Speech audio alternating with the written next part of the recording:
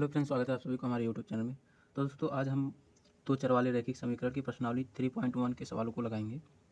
तो हमारा पहला सवाल है, आफताब अपनी पुत्री से कहता है, 7 वर्ष पूर्व मैं तुमसे 7 गुनी आयु का था। अब से 3 वर्ष बाद मैं तुमसे केवल 3 गुनी आयु का रह जाऊंगा। इस स्थिति को बीजगणितीय एवं ग्राफीय रूप में व्यक्त कीजिए। अर्थात सबसे पहले हमें समीकरण के रूप में व्यक्त करना है और उन समीकरण का रेखा खींचकर हमें ग्राफ में दिखाना होगा। चलिए दोस्तों, शुरू करते हैं।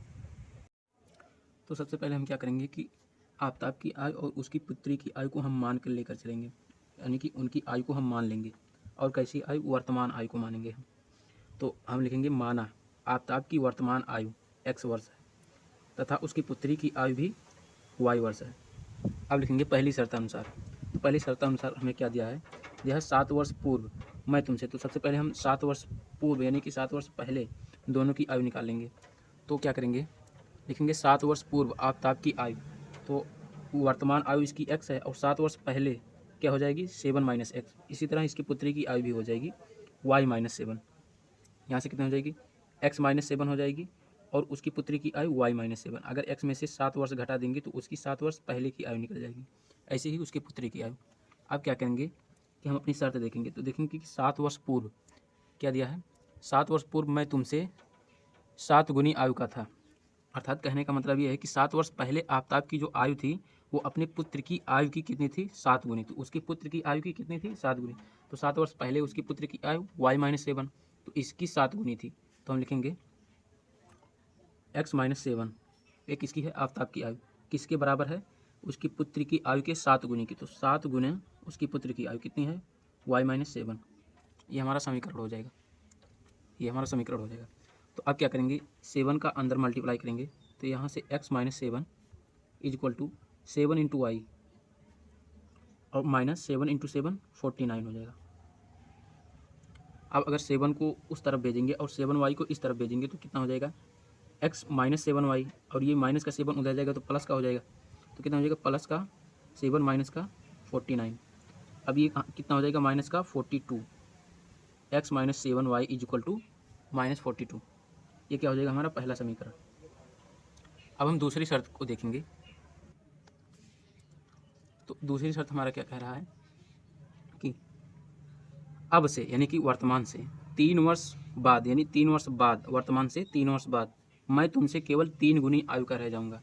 तो हम निकालेंगे इसकी 3 वर्ष बाद की आयु पहले निकालेंगे। तो आफताब की 3 वर्ष बाद की आयु कितनी हो जाएगी? वर्तमान x थी और 3 वर्ष उसमें जोड़ देंगे तो उसकी 3 वर्ष की बाद की आयु निकल जाएगी। ऐसे ही उसकी पुत्री का। तो हम लिखेंगे दूसरी शर्त अनुसार और इसमें लिखेंगे 3 वर्ष बाद आफताब की आयु कितनी हो जाएगी? x + 3 और उसकी पुत्री की आयु ऐसे ही कितनी हो जाएगी? y + 3। अब शर्त क्या कह रहा है हमारा कि 3 वर्ष बाद मैं केवल तुमसे 3 गुनी आयु का रह जाऊंगा, यानी कि उसकी आफताब अपने पुत्री का केवल 3 गुना रह जाएगा। तो क्या हो जाएगा? x + 3 हो जाएगा और इंटू कितना हो जाएगा? x + 3। समीकरण हमारा x + 3 कितना है? 3 गुनी आयु का रह जाएगा। किसके? अपने पुत्र की आयु की 3 गुना उसकी पुत्री की आयु y + 3। यहाँ से अगर इसको सॉल्व करेंगे तो x + 3 यहाँ और into equal to 3 into y हो जाएगा, 3y + 3 इंटू 3 कितना हो जाएगा? 9। अगर इस 3 को उधर भेजें और 3y को इधर ले आएँ तो ये कितना हो जाएगा? x - 3y इक्वल टू 9 और इधर जाएगा तो माइनस का 3 हो जाएगा तो कितना हो जाएगा? प्लस का 6। ये हमारा क्या हो गया? दूसरा समीकरण हो गया। अब हम लिखेंगे अतः बीजगणितीय रूप। हमने पहला खंड हल कर लिया है, इसमें लिखेंगे हम अतः बीजगणितीय रूप। बीजगणितीय रूप में हम दोनों समीकरण को लिख देंगे। हमारा पहला समीकरण क्या था? x - 7y equal to 42 minus का 42। ये हमारा क्या था? पहला समीकरण। और दूसरा क्या था? x - 3y equal to 6। ये हमारा समीकरण 2 था। अब दूसरा हम क्या करेंगे? ग्राफीय रूप में इसको व्यक्त करेंगे। तो लिखेंगे ग्राफीय रूप। ग्राफीय रूप सबसे पहले हम दोनों समीकरण लिख लेंगे दोबारा एक बार फिर से। तो हमारा पहला समीकरण x - 7y equal to minus का 42 और दूसरा x - 3y इक्वल टू 6। और लिखेंगे समीकरण 1 के लिए सारणी। समीकरण 1 के लिए सारणी। तो सबसे पहले हम समीकरण 1 लिखेंगे, x minus 7y is equal to minus का 42। यहाँ से क्या करेंगे, x को उधर भेज देंगे, तो minus 7y is equal to minus 42 minus x, minus से गुणा कर देंगे तो कितना हो जाएगा, माइनस माइनस यहाँ प्लस हो जाएगा, तो प्लस का 7y इज इक्वल टू यहाँ भी ऐसे माइनस माइनस प्लस, तो ये 42 प्लस x। इसको हम समीकरण 3 मान लेंगे, जस्ट मानना है। अब क्या करेंगे, हम x का अलग अलग मान रखेंगे और हमें y का मान निकलता चला जाएगा। तो क्या करेंगे, x का कोई भी मान रखेंगे हम। अगर हम x इज इक्वल टू 0 रख दें, यदि x इज इक्वल टू 0 रख दें तो हमें y कितना मिलेगा, 7y is equal to 42 minus 42 plus कितना हो जाएगा 0। ये कितना है माइनस का, ये कितना है प्लस का है। अब ये 7 उधर जाएगा तो कितना हो जाएगा 42 अपान 7। ये इधर गुणा कर रहा है, उधर जाएगा तो भाग करेगा, तो y बराबर हमें क्या मिलेगा 7 छक 42, तो 6 बार में चला जाएगा, y बराबर हमें 6 मिला। और यदि पुनः हम x का मान कुछ रख दें, तो x बराबर अगर 7 रख दें तो देखिए हमें y कितना मिलेगा इस समीकरण में। तो 7y is equal to 42 plus 7 हो जाएगा, x के स्थान पे हमने 7 रख दिया, तो हमारा y कितना हो जाएगा 42 प्लस 7 कितना हो जाएगा 49 हो जाएगा, अपान 7 आ जाएगा। यहाँ से हमें y कितना मिल गया 7 7 49, 7 मिल गया। तो अगर हमने y x का मान 7 रखा तो y भी हमें 7 मिला। तो एक हमें सारणी बना लेनी है जिससे हमें ग्राफ खींचने में आसानी होगी। तो हमें क्या करनी है, x और y की ऐसी सारणी बना लेंगे। तो हमने पहले क्या किया था, x इज इक्वल टू 0 रखा, y हमें कितना मिला 6 मिला। हमने क्या किया, x इज इक्वल टू 7 रखा, y भी हमें 7 मिला। तो इसको हम क्या करेंगे, अतः लिखेंगे, अतः समीकरण 1 के निर्देशांक, हमें कितने निर्देशांक मिले हैं, 2 निर्देशांक मिले हैं जो हमें ग्राफ खींचने में आसानी होगी। तो दोनों निर्देशांक क्या हैं, 0,6 है एक, और दूसरा हमारा क्या है 7,7। हमें 2 निर्देशांक मिले हैं। अब इसको हम ग्राफ में खींचेंगे। तो अब हम समीकरण 1 के लिए तो निर्देशांक खोज लिए हैं, अब समीकरण 2 के लिए हम खोजेंगे। अब क्या करेंगे, हम समीकरण 2 के लिए सारणी लिखेंगे समीकरण 2 के लिए सारणी। तो सबसे पहले हम समीकरण 2 लिख लेंगे, तो x minus 3y is equal to 6, और यहाँ से देखेंगे अगर x को उधर भेज दें तो minus 3y is equal to 6 minus x, अगर माइनस से अगर गुणा कर दें तो 3y is equal to minus 6 plus x, और यहाँ से अगर देखें y बराबर हमें कितना मिला है 6 प्लस एक्स इंटू 3।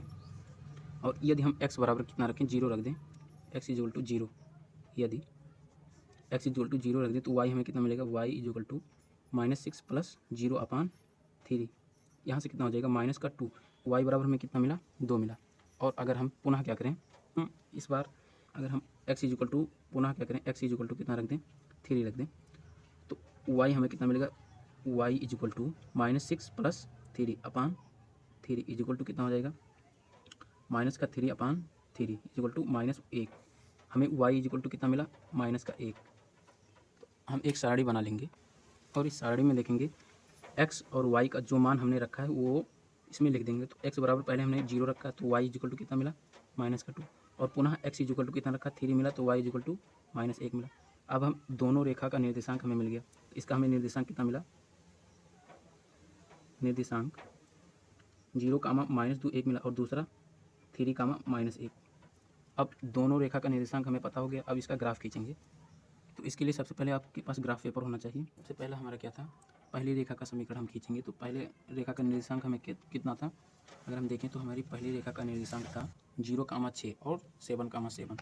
अब यहाँ से अगर हम देखें तो 0,6 यानी x पे हमें 0 चलना है, y पे 6 चलना है। तो अब x पे हमने 0 चला, 0,0 तो यही है, तो 0 x पे हम चल दिए, और y पे 6 चलना है, तो 6 यहाँ है, तो कितना हो जाएगा 0,6।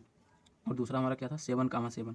अब x पे हम कितना चलेंगे 7 चलेंगे, 7 यहाँ है, y पे भी 7 यहाँ है। अब देखेंगे कि यहाँ से ये कहाँ मिल रहा है 7,7, निर्देशांक हमें यहाँ मिल रहा है 7,7।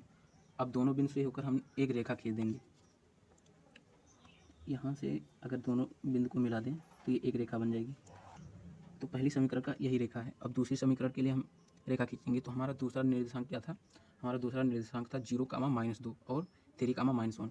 तो हम कितना चलेंगे? एक्स पे 0 चलेंगे। तो एक्स पे हम 0 चले, वाई पे हमें 2 चलना है, -2 चलना है।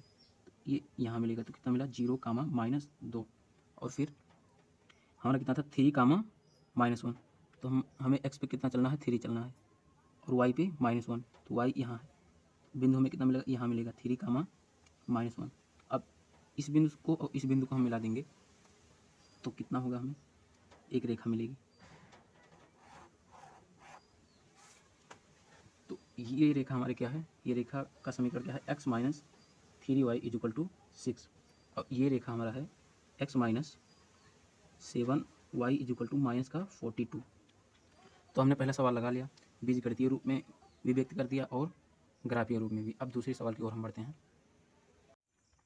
तो दोस्तों हमारा दूसरा सवाल है, क्रिकेट टीम के एक कोच ने 3900 रुपये में 3 बल्ले और 6 गेंद खरीदे। यानी कि 3 बल्ले और 6 गेंद का मूल्य कितना? 3900 रुपये। और बाद में उसने एक और बल्ला तथा उसी प्रकार की 2 गेंद 1300 रुपये में खरीदी। यानी कि उसी प्रकार की एक बल्ला और 2 गेंद बाद में फिर 1300 रुपये में खरीदी। इस स्थिति को बीजगणितीय अर्थात समीकरण और ज्यामितीय यानी कि ग्राफीय रूप में व्यक्त करना है हमें। तो हम सबसे पहले एक बल्ला और एक गेंद का मूल्य मान लेंगे। तो हम मानेंगे, माना लिखेंगे, माना एक बल्ले तथा एक गेंद का मूल्य क्रमशः x और y है, अर्थात बल्ले का मूल्य x और एक गेंद का मूल्य y। तो इसमें हम लिखेंगे पहली शर्त अनुसार। तो पहली शर्त हमारी क्या कह रही है कि 3 बल्ले और 6 गेंद का मूल्य 3900 रुपये है। तो यानी कि 3 बल्ले का मूल्य कितना? 3x और 6 गेंद का मूल्य 3y। तो हमारा पहला समीकरण हो जाएगा 3x + 6y = 3900। अगर इसमें हम 3 से गुणा कर दें तो x + 2y = 1300 हो जाएगा। 3 बार में ये 1300 हो जाएगा, 3 से ये 2 बार में जाएगा, कट जाएगा। और अब दूसरी शर्त अनुसार हम लिखेंगे। तो दूसरी शर्त हमारी क्या कह रही है? उसने एक और बल्ला यानी कि एक बल्ला तथा उसी प्रकार की 2 गेंद यानी 2 गेंद, एक बल्ले का मूल्य x, 2 बल्ले का मूल्य 2y और कुल मूल्य 1300 रुपये। यानी एक बल्ला 2 गेंद का मूल्य 1300 रुपये। तो दूसरी शर्त के अनुसार हमारा समीकरण होगा x + 2y = 1300। ये हमारा समीकरण नंबर 2 हो जाएगा। ये एक। अब इसको हम बीजगणितीय रूप में दर्शा दिए, तो अब लिखेंगे अतः बीजगणितीय रूप, और दोनों समीकरण को लिख देंगे। तो पहला समीकरण x + 2y = 1300 और दूसरा x + 2y = 1300। दोनों समीकरण हमारा सेम है और इसको हम ग्राफीय रूप में दिखाएंगे। तो सबसे पहले हम समीकरण 1 के लिए सारणी बनाएंगे। तो लिखेंगे समीकरण 1 के लिए सारणी। इसमें क्या करेंगे? पहले समीकरण को लिखेंगे x + 2y = 1300। अब हम 2y को उस तरफ भेज देंगे तो x हमारा कितना हो जाएगा? x = 1300 - 2y। अगर हम y बराबर कितना रख दें? y का मान बड़ा रखेंगे क्योंकि अचर पद हमारा बड़ा है। तो अगर बड़ा मान रखेंगे तो ग्राफ खींचने में हमें आसानी होगी। तो x हमारे कितना हो जाएगा? अगर हम y = 500 अगर रख दें तो x हमें कितना मिलेगा? x = 1300 माइनस, अगर 2 में 500 से गुणा होगा कितना हो जाएगा? 1000 हो जाएगा। और 1300 में से अगर 1000 जाएगा तो कितना होगा? 300। y हमने कितना रखा? 500। x हमें कितना मिला? 300। अब फिर हम लिखेंगे पुनः, यदि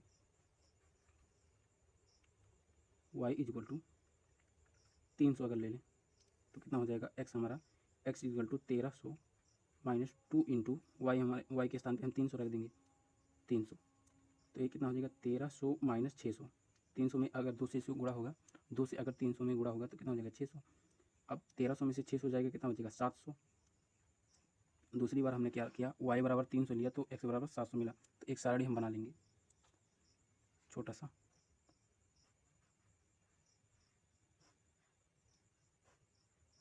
हमने इसमें क्या किया? x और y का मान रखा। y का हमने कितना रखा था पहले? 500। x कितना मिला? 300। और फिर क्या किया था? y कितना रखा? 300 फिर रखा, y कितना मिला? 700। पहले समीकरण के लिए सारणी बना लिया। दूसरा समीकरण भी सेम है तो उसका भी हमें सेम ही होगा। तो उसके लिए हम दूसरा समीकरण के लिए भी सारणी बना लेते हैं। तो हमारा समीकरण नंबर 2 है x + 2y is equal to 1300। y को उधर भेजेंगे तो x बराबर 1300 माइनस 2y। अगर हम y बराबर 600 रखें तो x हमें कितना मिलेगा, x is equal to 1300 minus 2 गुणे 600। अब 1300 2 गुणे 600 कितना हो जाएगा, 1200। अब 1300 में से 1200 जाएगा तो कितना बचेगा, x इक्वल टू 100। तो हमने y बराबर कितना रखा, 600, x बराबर 300 मिला हमें। अब फिर रखेंगे पुनः, अगर y बराबर हम 400 ले लें तो x हमें कितना मिलेगा, तो x बराबर होगा 1300 माइनस 2 गुणे 400। 4 दूना 800 ये हो जाएगा, तो यानी 1300 माइनस 800। 1300 में से अगर 800 जाएगा कितना बचेगा, 500। तो x हमें कितना मिला, 500। तो दूसरी समीकरण का सारणी हो जाएगा एक्स वाई की फॉर्म में। पहले हमने y कितना रखा, 600, x कितना मिला, 100। फिर y कितना रखा, 400, x कितना मिला, 500।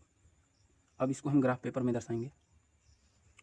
तो ग्राफ पेपर में अगर इसको हम दर्शाएंगे तो इसमें हमने 1 सेंटीमीटर को 200 यूनिट मान के चल रहे हैं।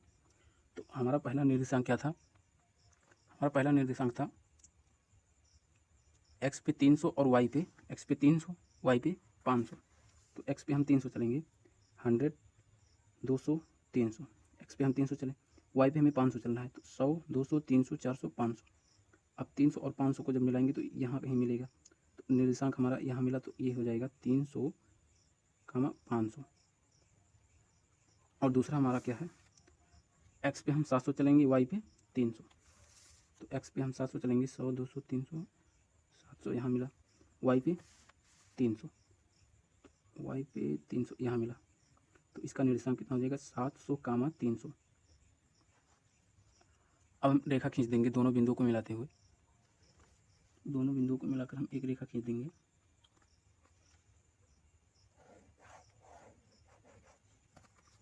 ये हमारा पहली रेखा का समीकरण हो गया। अब दूसरी रेखा के लिए हम दूसरी समीकरण के लिए हम रेखा खींचेंगे। तो दूसरा हमारा निर्देशांक है x पे 100 और y पे 600।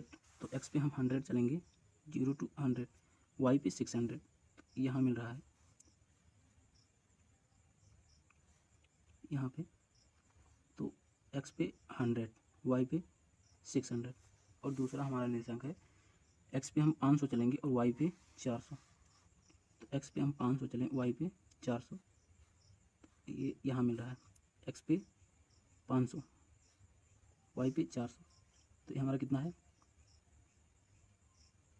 500, 400। तो अगर इन दोनों रेखाओं को हम मिलाएं, इसको और इसको, तो ये भी रेखा सेम ही है। तो दोनों रेखाएं एक ही बिंदु पे स्थित रहेंगी। तो हमने बीजगणितीय रूप और ग्राफीय रूप में इस सवाल को भी दर्शा दिया। अब हम अगले सवाल की ओर बढ़ेंगे, तीसरे सवाल की ओर। तो हमारा तीसरा सवाल है, 2 किग्रा सेब यानी 2 किलोग्राम सेब और 1 किलोग्राम अंगूर का मूल्य किसी दिन 160 रुपये था।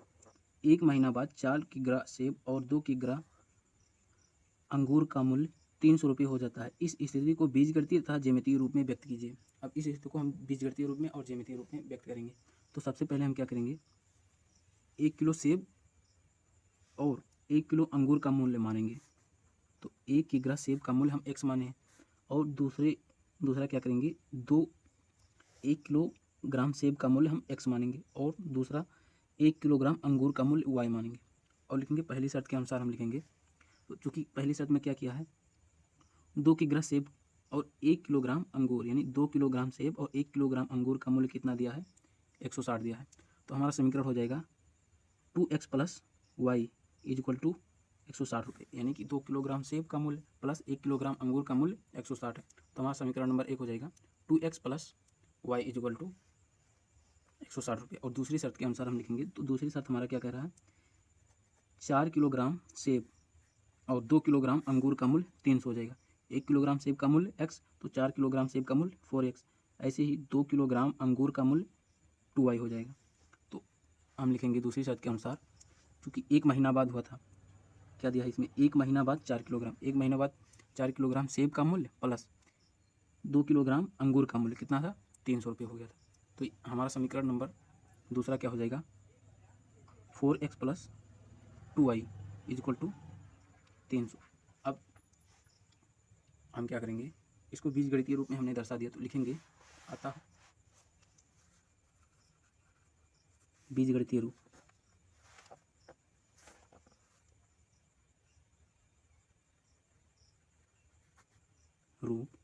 अब इसमें दोनों समीकरण को लिख देंगे, 2x plus y is equal to 160, और दूसरा लिखेंगे 4x plus 2y is equal to 300। ये हमारा समीकरण नंबर 2 हो जाएगा।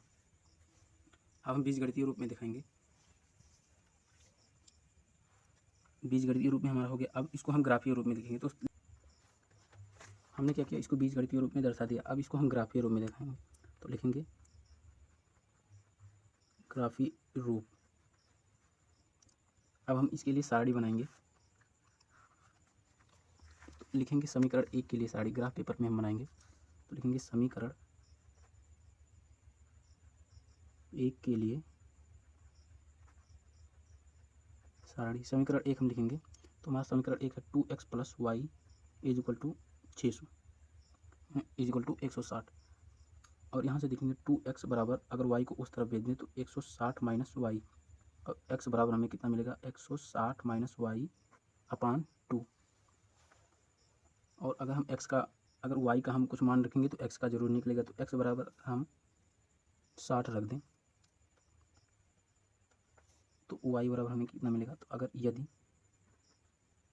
x बराबर 60, x बराबर 60 नहीं, अगर x बराबर हम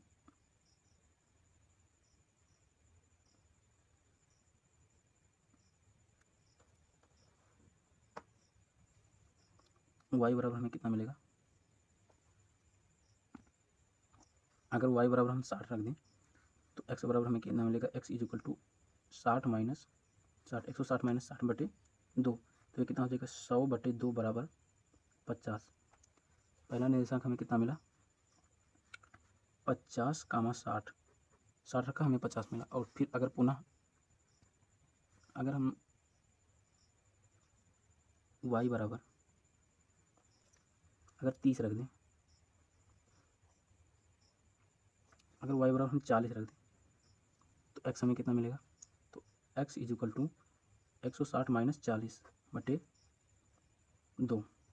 तो यहाँ से कितना हो जाएगा, 160 में से अगर 40 जाएगा तो 120 बचेगा, 120 बटे 2 कितना हो जाएगा, 60। तो दूसरा निर्देशांक हमें कितना मिला, 60 कामा 40। तो एक सारणी बना देंगे, तो x और y का जो जो मान हम रखे हैं वो लिख लेंगे। x हमने कितना रखा था, हमें x कितना मिला था 50, y 60, दोबारा x 60 तो y 40। ऐसे ही समीकरण 2 के लिए हम सारणी बना लेंगे। तो लिखेंगे समीकरण 2 के लिए सारणी। समीकरण 2 हमारा कितना है, 4x plus 2y is equal to 300। अगर हम 4x को उस तरफ भेज दें तो 2y बराबर 300 माइनस 4x हो जाएगा। और यहाँ से अगर y निकालें तो y बराबर 300 माइनस 4x अपान 2 हो जाएगा। अगर x बराबर हम कितना लें, x बराबर अगर हम 100 लेते हैं, अगर x बराबर हम 200 लें,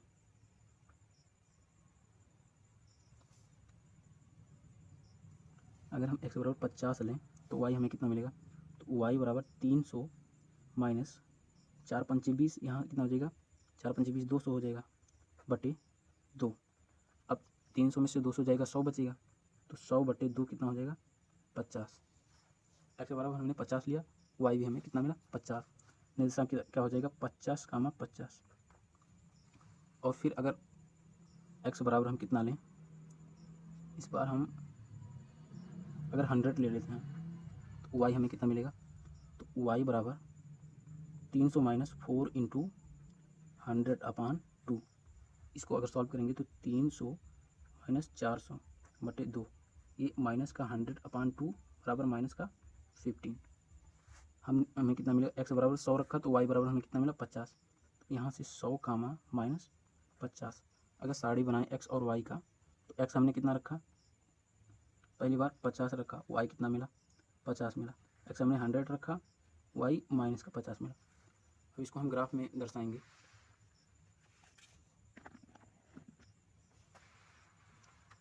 ये हमारा ग्राफ है, इसमें हमने 1 सेंटीमीटर बराबर 20 यूनिट माना है। अगर हम पहली रेखा का समीकरण देखें, इसको अगर हम दर्शाएं तो हमारा निर्देशांक कितना है, एक्स पे हमें कितना चलना है 50, वाई पे 60। तो एक्स पे हमें 10, 20, 30, 40, 50 चलना है और वाई पे 60। तो 10, 20, 30, 40, 50, 60 यहाँ। तो ये कितना हो जाएगा 50, 60। और दूसरा अगर निर्देशांक देखें तो वाई पे 60 और एक्स पे 60, वाई पे 40। तो एक्स पे हमें 60 चलना है, ये हो जाएगा 60 और वाई पे 40। 10, 20, 30, 40। तो ये कितना हो जाएगा 60, 40। अब इन दोनों को हम मिला देंगे, दोनों बिंदुओं को। इस रेखा का समीकरण हमारा क्या हो जाएगा, 2x plus y is equal to 160। और दूसरी रेखा का अगर हम देखें, तो हमें कितना चलना है, x पे 50 और y पे भी 50। तो x पे 50 यहाँ है और y पे 50 यहाँ। तो ये हमारा कितना हो जाएगा 50, 50। और दूसरा x पे 100 और y पे माइनस का 15। तो x पे हमें कितना चलना है 100, यहाँ से 100 और y पे माइनस का।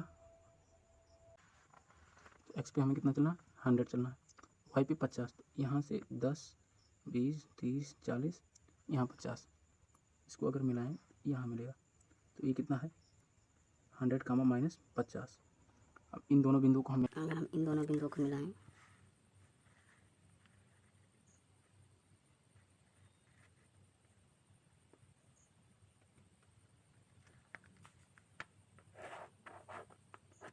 और ये रेखा हमारी क्या है, इस रेखा का समीकरण क्या है,